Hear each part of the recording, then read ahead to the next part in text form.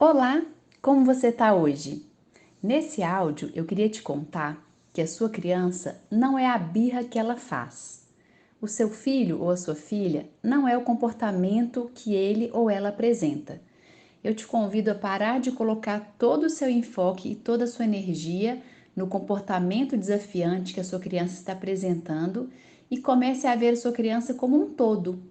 Se o seu filho tem 2 anos, por exemplo, comece a vê-lo como um ser de 2 anos, que vê, percebe, entende e se comunica com você, com ele mesmo e com o mundo de uma forma muito específica.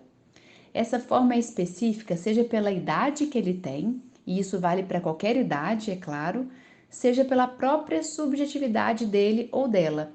Sobre isso, eu queria que você entendesse que cada pessoa sente, percebe e dá os significados para as situações de uma forma muito individual e subjetiva.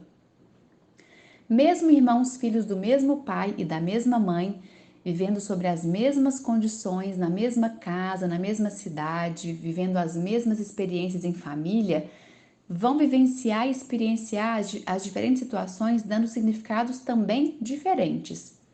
Eu me lembro uma vez, conversando com a minha irmã, sobre algo bem específico que os nossos pais tinham o costume de fazer. Eu me assustei muito quando escutei dela um entendimento e um sentimento diante daquilo completamente diferente do que eu fazia e sentia.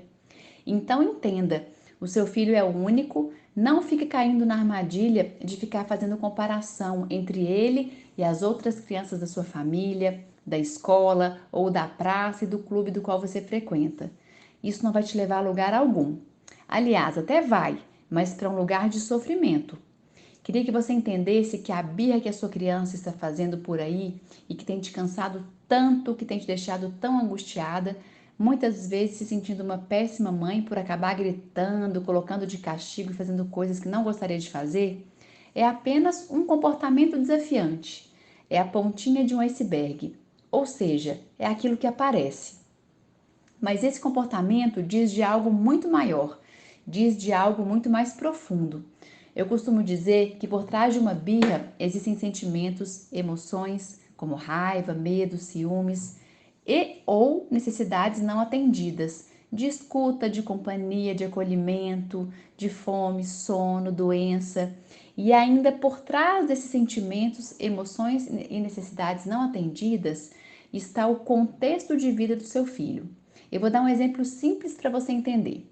Uma criança pode estar fazendo muita birra, e essa é a pontinha do iceberg, por sentir ciúmes, raiva e medo de perder o amor dos pais com a chegada de um irmão mais novo. Nesse caso, a chegada do irmão mais novo é o contexto. Nos próximos 2 áudios, eu vou te apresentar algumas situações que podem ser incitadoras de sentimentos e emoções que vão gerar birras.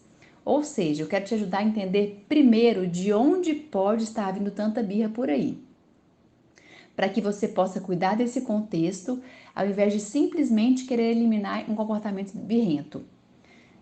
Cada vez fica mais claro para mim como que é ineficaz a gente atuar no comportamento inadequado da criança. Por exemplo, uma criança que rói unhas. Se eu coloco o meu foco em fazê-la parar de roer unha e coloco pimenta nas unhas, ela até vai parar de roer.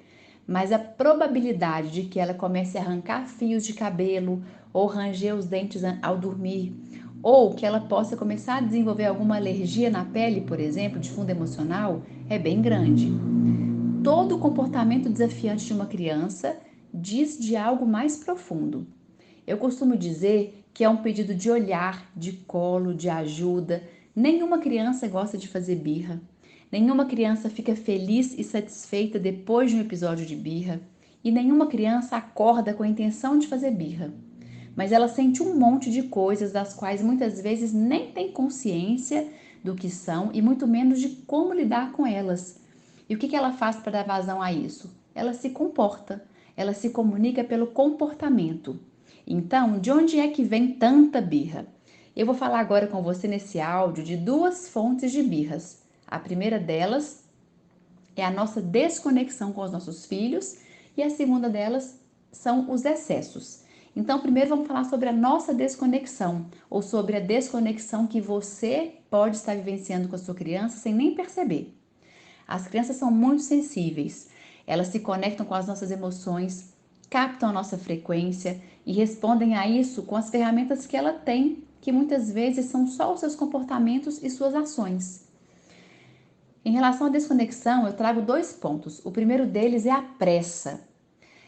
Para pensar um pouco em como anda a sua rotina com a sua criança no dia a dia. Se é uma rotina muito apressada, se o seu tempo é sempre muito cronometrado, se você vivencia uma rotina com muita pressa, eu queria te contar que você comunica implicitamente para sua criança as seguintes frases: você não é minha prioridade. Você não é importante para mim.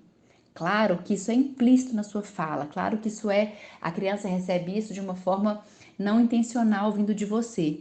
Mas diante disso, de você sempre com muita pressa, a sua criança provavelmente sente muita raiva, frustração e fica insegura.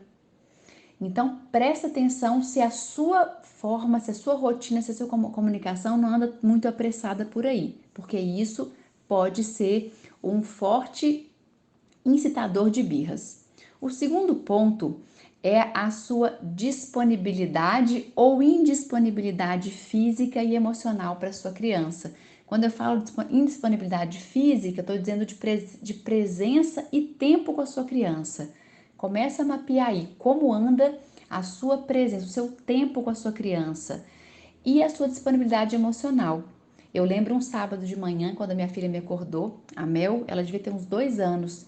Eu estava morrendo de sono ainda, devia ser 6 horas da manhã, era inverno, e ela me chamou para brincar, muito animada, muito feliz, sedenta da minha presença, e eu sentei para brincar com muito contragosto. Eu não queria estar ali com ela, eu queria dormir, eu queria estar longe de um chão, sentada para brincar, mas sentei ali e comecei a brincar com ela. Eu estava inteira com ela fisicamente falando, mas eu não estava ali emocionalmente falando. E ela rapidamente percebeu a minha desconexão e respondeu prontamente a isso com as ferramentas que ela tinha. Ela começou a se comportar, começou a fazer birra, começou a jogar todos os brinquedos no chão, começou a gritar.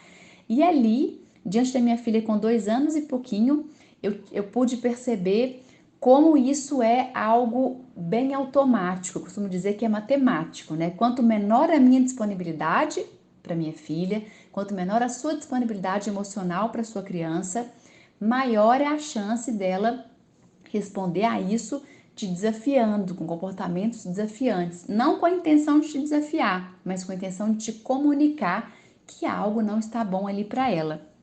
A sua falta de tempo para sua criança ou a sua presença desconectada emocionalmente dela, sem vontade de estar ali, e na verdade, ou fazendo outras coisas, conectada no seu celular ou em qualquer outra coisa, pode estar sendo uma das fontes dos inúmeros episódios de birra que você tem vivenciado por aí.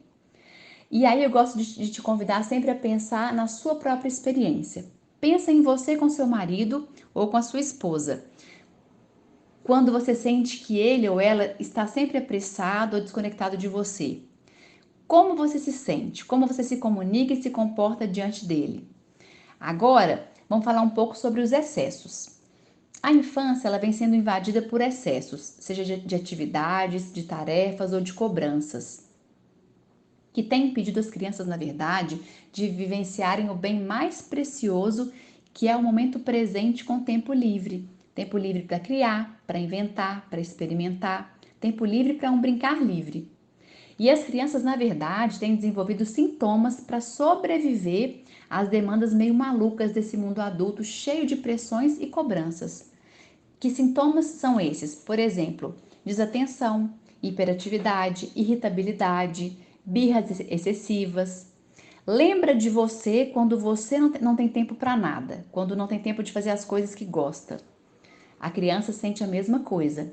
O excesso de atividades é prejudicial ao desenvolvimento emocional de uma criança. Assim como um outro excesso que é bem comum hoje em dia, que é o excesso de telas. Celular, tablet, TV. O mundo virtual, ele atua na região de prazer do cérebro em desenvolvimento. E é bem sério isso porque a Organização Mundial da Saúde já alerta que as telas podem causar dependência nas crianças e inclusive já reconhece essa dependência como uma doença psiquiátrica real e em crescimento. Eu queria te contar que a sua criança busca o tempo todo se sentir pertencente, se sentir amada e importante. E se por algum motivo você está desconectada dela, seja por pressa ou por trabalhar muito, ou se por algum motivo ela não sente você presente, esse mundo virtual, as telas com os vídeos, jogos e redes sociais vão entrar nesse lugar de fazê-la se sentir importante, pertencente, amada de uma forma muito potente. E uma criança que fica muito tempo nas telas é uma criança que brinca pouco, que interage pouco, que gasta pouca energia e adivinha? É uma criança que vai se irritar com muito mais facilidade e que vai também ter comportamentos explosivos com muito mais frequência. Muita coisa para ser pensada e repensada, né? Espero que tenha feito sentido para você, que tenha tocado algumas questões importantes por aí. Um beijo grande no seu coração e até o áudio de amanhã.